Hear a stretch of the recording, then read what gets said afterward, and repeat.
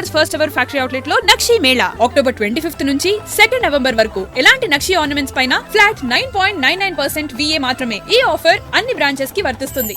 జూబ్లీహిల్స్ లో గెలుపు కోసం ఇప్పటికే బీఆర్ఎస్ పార్టీ సర్వశక్తులు ఒడ్డుతుంది. ఈ తరుణంలో పార్టీ నాయకులు పని చేస్తున్నారా లేదా అని తెలుసుకునేందుకు సిద్ధమైంది.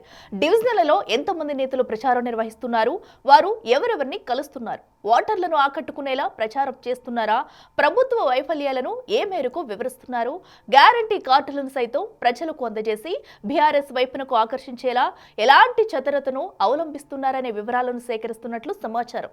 సొంత పార్టీ నేతల కదలికలపై పార్టీ అధిష్టానం నిఘా పెట్టడం ఇప్పుడు హాట్ టాపిక్ గా మారింది. బీఆర్ఎస్ నాయకులు ఎన్నికల ప్రచారంలో ఏం చేస్తున్నారు, ఏ కాలనీలో ఎవరెవరిని కలుస్తున్నారు, ఏ రోజు ఏ కాలనీలో ప్రచారం చేస్తున్నారనే వివరాలు తమకు తెలుసని గులాబీ పార్టీ వర్కింగ్ ప్రెసిడెంట్ కేటీఆర్ పేర్కొన్నారు. తెలంగాణ భవన్లో తాజాగా జూబ్లీహిల్స్ పార్టీ ఇన్ఛార్జీలు, గ్రేటర్ హైదరాబాద్ పరిధిలోని ఎమ్మెల్యేలు, ఎమ్మెల్సీలు, కార్పొరేటర్లు, మాజీ కార్పొరేటర్లతో నిర్వహించిన సమావేశంలోనే సదరు విషయాలు వెల్లడించడం చర్చకు దారితీసింది. దానికి కారణం కాంగ్రెస్ అభ్యర్థి నవీన్ యాదవ్ తో బీఆర్ఎస్ నేతలు దిగిన ఫోటోను ఇప్పుడు సోషల్ మీడియాలో వైరల్ చేస్తూ ఉండడమే అంటున్నారు.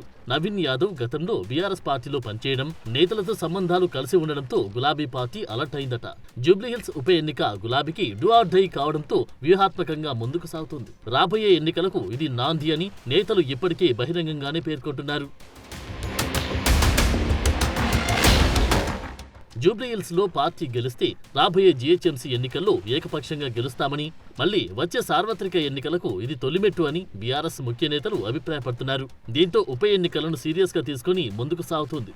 ఆ క్రమంలో సొంత పార్టీ నేతలపై నిఘా పెట్టడంపై విస్తృత చర్చ జరుగుతుంది. బాధ్యతలు అప్పగించినప్పటికీ ప్రచార సరళిపై ఆరా తీస్తుంది. ఎందుకు ఇలా చేస్తుందనేది కూడా చర్చనీయాంశమైంది. పార్టీ కోసం పనిచేస్తున్నామని నేతలు బహిరంగంగా పేర్కొంటున్నప్పటికీ పార్టీ మాత్రం నేతల కదలికలను గమనిస్తుందట.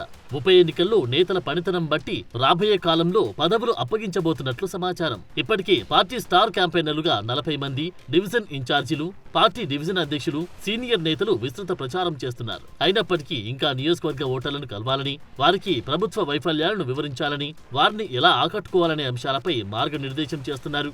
ఇంకోవైపు నేతలకు హెచ్చరికలు సైతం జారీ చేస్తున్నట్లు సమాచారం. ఇప్పటికీ నేతలకు కేసీఆర్ సైతం దిశానిర్దేశం చేశారు. పకడ్బందీగా ఎన్నికల వ్యూహంతో ముందుకు సాగుతున్నారు.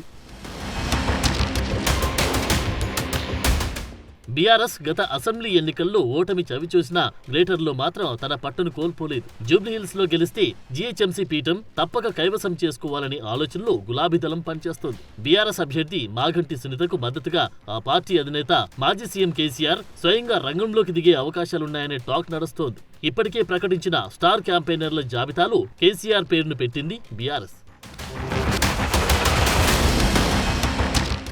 బీఆర్ఎస్ వెల్లడించిన స్టార్ క్యాంపెయినర్ల జాబితాలో కేసీఆర్ పేరు ఉండడం ఆసక్తికరంగా మారింది. 1-2 సభలకు కేసీఆర్ హాజరయ్యే అవకాశముందని పార్టీ నేతలు పేర్కొంటున్నారు. ఇప్పటికే 3-4 చోట్ల బహిరంగ సభలు నిర్వహించిన పార్టీ అగ్రనాయకులు ఇంటింటి ప్రచారానికి ప్రాధాన్యమిస్తున్నారు. మిగతా పార్టీల కంటే ముందుగానే అభ్యర్థిని ప్రకటించిన బీఆర్ఎస్ ప్రచార పర్వాన్ని కూడా అదే రీతిన కొనసాగిస్తోంది. ముఖ్య నేతలకు డివిజన్ల వారీగా బాధ్యతను అప్పగించింది గులాబీ పార్టీ. సెంటిమెంట్, సానుభూతి అంశం తమకు కలిసి వస్తుందన్న ధీమాతో బీఆర్ఎస్ నేతలు ఉన్నారట. బీఆర్ఎస్ విడుదల చేసిన స్టార్ క్యాంపెయిన్ లిస్టులో మొదటి పేరు కేసీఆర్దే అవడం గమనార్హం. దీంతో గులాబీ పార్టీ వర్గాల్లో కేసీఆర్ జూబ్లీహిల్స్ ప్రచారంలో పాల్గొంటారు అని చర్చ నడుస్తోంది. ఈ నెల చివరన కేసీఆర్ జూబ్లీహిల్స్ లో క్యాంపెయిన్ చేస్తారు అన్న వార్తతో కార్యకర్తల్లో జోష్ నెలకొంది. ఒకవేళ నిజంగానే కేసీఆర్ జూబ్లీహిల్స్ ప్రచారంలో పాల్గొంటే మాగంటి సునీత గెలుపును ఎవరూ ఆపలేరు అని రాజకీయ వర్గాల్లో చర్చ నడుస్తోంది.